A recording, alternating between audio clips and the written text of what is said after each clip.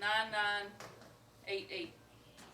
That's the best thing to do is put it in your cell phone because nobody ever has it in their phone when they need it. So it's 888-581-9988. So if you call it, and this goes for any of it, if you're sitting with somebody and they have a mental health issue you're concerned about, not even just the suicidality, and they say, I'd like to get some mental health services, you can call this number and ask for what's called mobile crisis. And mobile crisis can come out and assess anybody in any of our 4 counties. So Forsyth, Stokes, Davie, and Rockingham. Because I find sometimes, you know what, the faith community is one of the top places where people are going to turn to first. They will go to their pastor or somebody in their church. Is that the number? 888 I got it working. 581 9988. I'll just have it right. Is it true though, I think, and this is from just talking to people here, a lot of them won't go to their church because of pride. They don't want them to know the situation they're in, or that they're. It depends on a lot of things. Culture affects that. There's a lot of things. But we actually do find a lot of people will go to clergy. I get a lot of calls. But a lot of things, if you're saying, if they're saying, if you're asking them the question, do you think of hurting yourself? I think a follow-up question on that, are you thinking of doing that now? Or, I think it's, because So like a lot of times, like if a person's in a crisis and they say, have you ever thought of harming yourself? Well, yes, I have thought it. Every day I think it. But, second question, will you enact on it? Like, no. So- The thought is there, but Right. the action might not be there. But we teach all those steps too in mental health first aid. And we try to teach those to our first responders as well. Because remember, you're not leaving here to be a mental health professional. Right. You're just leaving with that basic understanding. And so that gets more into that, the kind of questions we ask. I will tell you, when you call that toll-free number, they will go through those questions. Do you have plan? Do you have intent? Do you have the means to actually carry through? All the basic questions that we, as mental health professionals, will ask, they'll go through that. When you call that number, you get a licensed clinician 24/7. So it's always a good resource to have. I find most people don't know about that resource. Even our first responders don't know about that. So they can come, they have up to 2 hours to respond because they're covering those 4 counties. But they can come to people's houses, they can come in here, they can come to a church, wherever. Doesn't matter what insurance they have, which is nice, because you know how so many things are determined by insurance. So that's a good resource for you to have. The next step in algae is listen non-judgmentally. And I will tell you that takes some practice to listen non-judgmentally.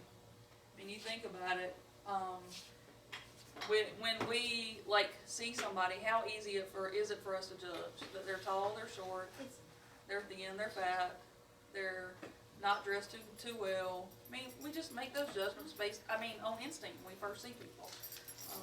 So sitting there and really listening, especially, when somebody comes in and talks about their whole prostitution, and it's something that, it's not acceptable in most of our worlds, right? It's like, how easy is it to place judgment on that person? It's easy, right? So we really have to train our minds to be really open and listen to these things, and really dive into it. Like I say, what is really the root of this issue? How'd you get started in this? And show that genuine concern, because can we all tell when people are concerned and they have that empathy for us? Yeah. If I'm just sitting here looking down and twiddling on my phone or whatever, I don't look that concerned about you. So, and guess what? When I've been out on the streets or doing these kind of things and I've had nobody to show concern, man, it sure is nice to see that you really want to listen to me. And I will tell you, we teach that in mental health first aid. Sometimes all people need is for you to sit there and listen to them. They need somebody to talk to. Things that we take for granted, right? We all can pretty much find a friend when we need somebody to talk, right? And then the third thing, give reassurance and information. So give them some reassurance. You know what? I'm here to help you. I really care about your well-being. Don't tell them anything that's not true, but whatever that reassurance is. And then what kind of information can you give them? I think y'all have some different resource lists, right? You get, some of your trainings? Yes? If there's ever mental health resources, I know Marty knows how to get in touch with me, and I can definitely give lists of that. I know I've given him a list of different things, so. Now, you know what? Sometimes that information can be so helpful. I had, actually, Jay called me one day. He had somebody down here, and their significant other was taking some of their pain meds, and they were worried they were going to overdose. He's like, "Can you help them?" And so he puts her on the phone, and I said, "Well, let me tell you about one little resource. You actually can go to your doctor's office now and get what's called a naloxone kit or a Narcan kit. It's a medication to counteract the effects of narcotics, opioids. So if somebody's overdosed on heroin or a narcotic, then they can give this drug. Well, it comes with a little handy DVD to show you how to do it, and family members or friends can get a prescription for this kit. I think it's a good thing to have in any church because you don't know when somebody can come in, and we're putting them in the jails. We're actually starting to put them in the deputies' cars here in Rockingham, but it's part of a project called Project Lazarus. And I said, "So let me tell you about this little kid." She said, "That is so helpful because I'm so worried he's going to overdose when he's with me." And just that simple little resource, like she was just so amazed by that, and it really helped. You know, I mean, imagine that somebody could potentially die right there in front of you that you care about, and you can't do anything. I mean, that's tough. So What's the sometimes name of it? resources. Sorry, what was the name of that kid again? It's called naloxone is the generic name of the medication, but Narcan is the brand name, Narcan. I saw something like that on Facebook where the girl was in, a woman was overdosing, Mhm. and it was a video on how her friend was taking the video, Yeah, and they gave her the shot, and it stopped her from overdosing, yeah, and woke her up. yeah. It was something to that effect. So the kits that we use actually are a nasal atomizer because, you know, not everybody likes to have a needle. Yeah. And so basically it's just like taking Afrin or something like that, and just giving them some in their nose. Is that something you can give to a child if they accidentally get into medications? We still always say to call poison control and ask Okay. them, but yeah, it works with kids too. Paramedics use it, so. I mean, and it's for these folks that basically are really shallow breathing or not breathing at all, and it actually can bring them back. It's amazing to watch it work. But be careful. And then the next one is encourage appropriate professional help. So when we do the class, we talk about the difference between therapists, psychologists, psychiatrists, what we call peer specialists in the mental health and substance abuse world. Peer specialists are actually people that are in recovery themselves from either a mental health or substance use issue. And I will tell you, sometimes they can reach somebody in a way I can't. I can't tell you what it's like to be homeless and how you get through that. But there are peers that can do that. I can't tell you what it's like to take some of those medications, but some of the peers can. So, you know, we really fuss a lot when people don't take their behavioral health meds, right? If they would just take those, they wouldn't end up in the hospital. I'm gonna tell you what, if you pulled out a few of those meds and looked at the side effects of them, you might understand why they don't want to take them too. Especially when they've had to take them 15, 20, 25 years. It can be tough. So, and then finally encourage self-help and other support strategies. So those self-help things are, we have a wellness center in Rockingham County now. And we have one in Stokes and Davie as well. So it's a place where they can go and actually get some resources. We have classes that they can take, families can take. And they're not just about mental health and substance use issues. It's about total wellness, that whole person. So it might be a nutrition class. It might be a crochet or knitting class, just because sometimes you need skills like that, just as a de-stressor, right? So taking care of that whole person is really a part of wellness. So the classes that we offer are pretty varied. And I've included in your packets a mental health first aid class that we have in Rockingham County, and then one in Stokes, just because our Stokes office isn't too far from the west side of the county. So some of the interventions you learn is how do you handle somebody when they're having a panic attack? Have you ever been around somebody having a panic attack? I've had it. They think that you've had them. I've had it. It's scary, isn't it? It is. What does it feel like? Like you're gonna die. So it feels, to most people, it feels like a heart attack. Yeah, And they think that's exactly what they're having. I can tell you, there's a lot of 911 calls we get that it comes out as a chest pain and ends up being a panic attack. So, I have a friend who has frequent panic attacks because of anxiety and Mhm. that she can't breathe, she's shaking, it's yeah. bad. So it, She'll have them at school, she'll have them, it's not a specific set time she has it. Mhm. It's scary. Because I've witnessed her have it, it's not. and you don't always know what's gonna trigger it, right? It's not the same thing every time. So we actually role play mental health first aid. How do you deal with that? You know, how do you calm somebody down? We try to take them over and get them sit in a chair, try to get them to do some breathing. And I always tell people you're gonna err on the side of caution. So you're not the medical professional, you still call 911, but you see if you can get them calmed down while they're getting there. A lot of times you can when it's a panic attack. Typically panic attacks don't last very long, but it sure feels like forever when you're having it, doesn't it? Yeah, and it feels weird when people treat you stupid. yeah. That's the weird part, is being treated stupid. Mhm. Oh, you're just stupid, you know. They just, Yeah. woman just slap you upside the face and go on the back. And again, I think it's a lack of understanding. Yeah. People, where can you go when you're told about a panic attack?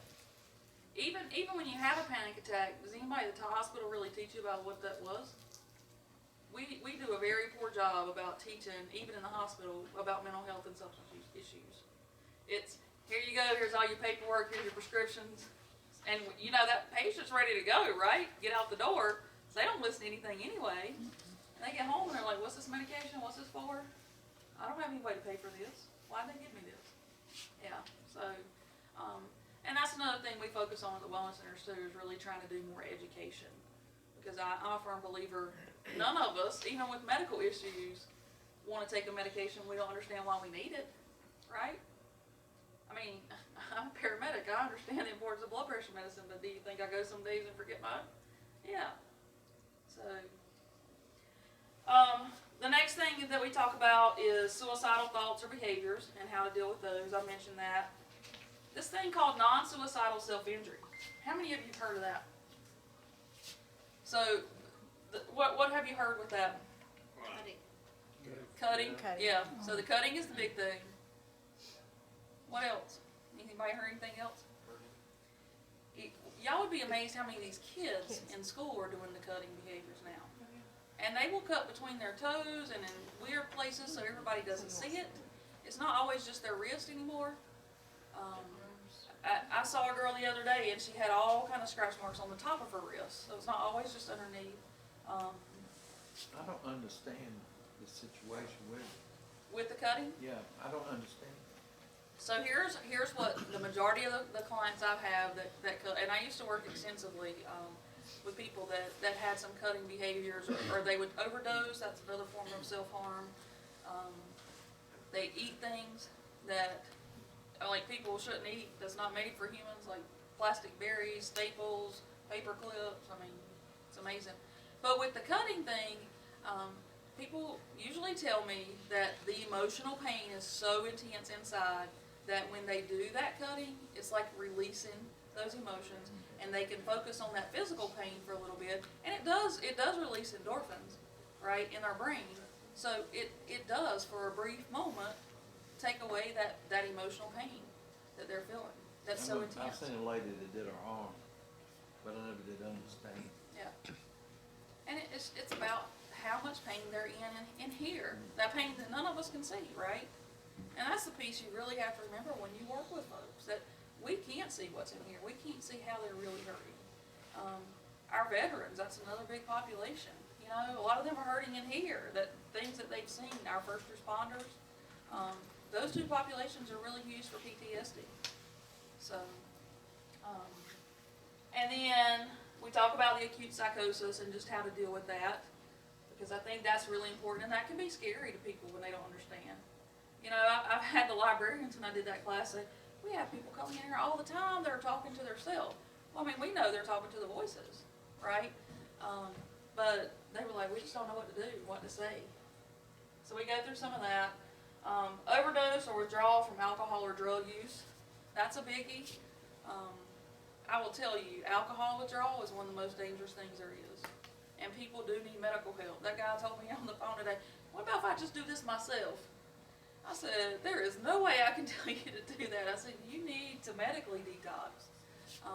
Where do you go to detox at nowadays? Anybody knows? So if you go to the ED at the hospital, this is what happened, okay? So the hospital EDs do not have behavioral health specialists in that ED, right? So they go and they give you some lab work and they say, medically there's nothing wrong with you. Maybe if you're lucky, they might say, here's you some information. 9 times out of 10 people don't get that and it's, see you later. This is like So, huh? Teen Challenge, places like that.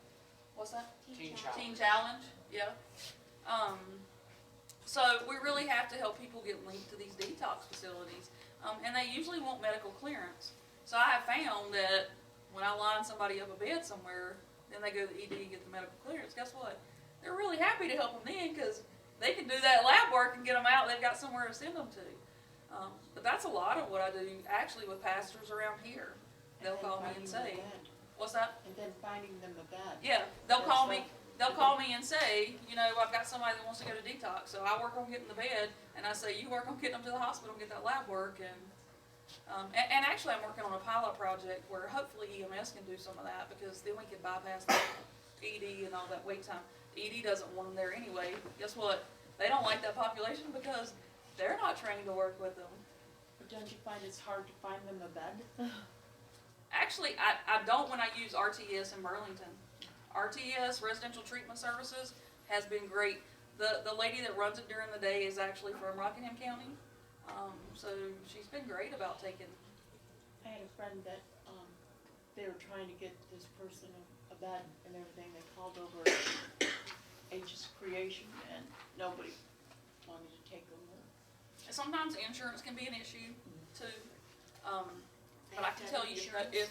what's that? They have to have insurance for detox? That's what I was getting ready to say. At Centerpoint, we actually receive state funds for people that have no insurance to pay for services. So that's a big myth. People think because they don't have insurance, they can't get mental health services. We actually can help people get their medications. We can help get them like outpatient therapy or other services they need. And we can help with detox. So we don't deny somebody that needs medical detox. There is no detox for cocaine. That's important to remember. There's no medical withdrawal for that. So how do they detox? They just tie them down to a bed or something? That's There's what you see on the television. yeah. There's no medical withdrawal for cocaine. You'll It's never- all in that brain trying to retrain that brain and change it. And Was it like nicotine where you get, the cocaine gets out of your system and then you have to work on the mental, yep, exactly. okay. Exactly. And nicotine's hard, just like caffeine is, right? I mean, how many of you tried to detox from caffeine and just quit drinking it? I found out from personal experience that it's a whole lot harder to get off the cigarettes than it is the crack cocaine. For me, it was 100% easier to get off the crack. And I did that through the grace of God. He took it away from me. And I thank him for that every day. Yep. And it took me 4 times of being on Chantix to finally get off the cigarettes. And then God took it away from me too. Because he spoke to me and he said, I took it away from you years ago, what you complained about. And literally it felt like a weight had been lifted off of me when I heard that voice. And I knew it was God because there was nobody else in the house with me. And I thank him every day for that. But it is harder. The addiction you get from cigarettes and nicotine is the hardest thing to get off of anything that's out there. I've had people tell me that dip was harder than some of the hard drugs. Well, I never did dip. But it's that I nicotine. tried that, it made me sick, I never did go back to that. Yeah. I have a brother that dips, Right. and it's nasty. I agree. That's just all this to this. But nicotine's nicotine no matter which Right, kind you get exactly. on 'em. But see how easy it is to do that judgment call? That it's in our mind. I mean, we see somebody. Do we not? Just from the looks of it, dip is nasty. But I mean, Because you got it in your mouth and all Exactly. that stuff. But the dip don't go down in your lungs, like cigarettes do. Your kids And I open think, up. and a lot of it is habit too, Oh, yeah, because that was the hardest thing for me was the right, hand-to-mouth motion right. and picking up the cigarette and, you know, eating, I'm gonna go smoke a cigarette and all this stuff. But thank God I've been off for years. Well, we see people with ADHD that are very tactile people with their hands, and they end up smoking because of that reason. It's that hand-to-mouth thing. So, yeah. I mean, most people have other issues going on too. It is another way to cope with stuff that's going Yeah. on. That's So, true. yeah. And then the final thing is a reaction to a traumatic event and how we deal with that with people. I will tell you, some people can come in and tell you some shocking stuff that they've been through. And you've got to know how to be able to deal with that and react to that. I mean, if you're like, oh my God, I can't believe that. I mean, it's not going to make them feel like they want to keep talking to you and telling you anymore, right? Right. So, What about all the rape victims, especially on colleges today? Do you have a rape center referral? Or? we do here in Rockingham County, and I think every county has domestic violence resources, but in Rockingham County it's Help Incorporated. And I mean, they will walk through everything you need. They will help them with therapy. They will help them if they need to file a 50B. I mean, they really try to do everything they can. I think they meet over to the recreation center at 3 o'clock on certain days, I think Thursday, I'm not quite sure of the day. Who's that? Help. Oh, really? Okay. Well, that's good. And I know, like, the free clinic is coming to this side of the county now, too. 1 day a week, so when people need help. Congregational nursing, I don't know how many of you have heard of that program, but Cone has a congregational nursing program here, and that's a great referral resource when people are needing help with some medications or getting linked up with behavioral health services or whatever. I mean, they can come out into the community and try to help people. So, what other kind of questions do y'all have? So I know they have like places where you can get help if you're raped or if you're a rape victim. So, but do they have places for victims of molestation, like people who get molested? Is that, do they go to the same place or is there different? They go to the same place, and they actually have therapists for adults and kids. So for the kids, they call it Kaleidoscope. It's still in the same building, and then for the adults, then it's Help. But and I mean, they will try to treat that whole family too, because a lot of times, even when mom has been assaulted, then the kids have been witnesses to that, right? Sometimes we overlook the needs of the kids. Another thing I want to mention too is in the mental health world, we actually have teams that can go out into people's houses and work with them when there's like really intense mental health issues that are occurring. For adults, we have what's called an ACT team, or Sutter Community Treatment Team. That's the team that I did for like 10 years in Guilford County. And there's a psychiatrist on that team, a nurse, a substance abuse counselor, employment specialist, case managers, kind of the whole gamut. And in the kid world, kind of the equivalent's what we call intensive in-home.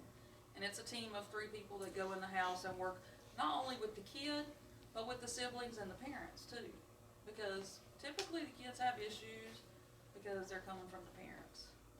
You got parents with mental health issues or substance use issues in that house, it's gonna affect the kids, right? DSS has told me that a big majority of their cases that end up in foster care is because the parents have mental health or substance use issues. Doesn't Help also help, they have a store down in Madison, so I'm familiar with the owners there. I used to work for the chamber. And they said that they have a lot of seniors, elderly people who are being physically abused by family members, you know, not so much rape, but being burned by cigarettes And the financial exploitation too. Yep. Yes, so there's actually a committee that Help chairs, and several of us get together and we talk about those issues and what we need to do, yeah. So they really do keep an eye on the seniors. Law enforcement's usually involved in that meeting, and they'll give names of people that they suspect maybe there's something going on in the house. But yeah. Y'all had a question? Do you have services for like meth detox? For meth detox? Yeah, so there's methadone clinics and Suboxone clinics. It's kind of the two the two clinics they end up getting connected with. Other questions? What's the youngest age group The youngest age group for what? for detox? For certain detoxes? I don't know, cause I don't do the kid detox world, I don't know what the youngest, I mean, if somebody's drinking or doing some drugs, they need to be detoxed from, it's not limited by age. I was just wondering because I come from Eastern Side and they come from Longtown. Both of those schools have big drug alcohol problems, and I heard today that there's kids in the middle schools that filter into East that are already drinking as 6th, 7th graders, and it just astounds me. So the fact that the parents of these kids are letting these kids, or maybe they don't know, if these kids are drinking and they're doing drugs, they're smoking, at an age where I wasn't even really exposed to those things in 6th grade. Yeah, like there's World has people changed. smoking cigarettes in the They're bathroom. getting The world's changed a lot since even when I was in And a lot of times the kids will go to a mental health unit too, because a lot of times those kids are going through some things at home and that's how they're dealing with it. They're doing what we call self-medicating, so, Escaping, yeah, escaping basically. reality. Well, if the parents are doing it, the kids are doing it. They don't care that the kids are doing it. And I've had that, and like, the parents like, oh yeah, we just get them quiet, we give them some pot You in know, the other room. Some children are born addicted because the parents were, that's what I worked with in Greensboro. Is there a place where children in school, because my grandson is in high school, 9th grade in Guilford County, is there a place where they can anonymously report people that they, this is pretty sure that are having an issue, that they can, is there anything that they can do? Yeah, so I mean, it's a child protective services issue, so you call Child Protective Services at DSS for that stuff. And they wouldn't ask for a name or anything? Nope, they don't have to give a name. I can call right now and tell them whatever the situation is, and I don't have to give them my name at all. You can call, anybody can call. You mentioned another thing that triggered me. In the school system here in Rockingham County, we have what's called school-based therapy. So sometimes parents can't get their kids to therapy, or maybe the kid doesn't want the parent to know. If the parent signs a consent in our high schools here for the student health centers, that includes the mental health therapy. So they can actually go in and see a school-based therapist that's in our high schools, in all 4 high schools, as part of a grant we got with KB Reynolds Charitable Trust. So, and in Stokes County, we offer that in all schools, elementary to high school. And y'all would be amazed at how many elementary kids end up in therapy. More and more amazing. young children are seeing things that's unbelievable Yep. at such an age. Yep.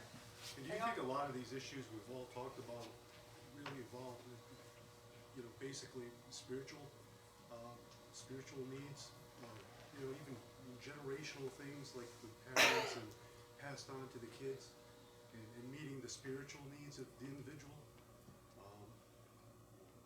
Do you know what I mean?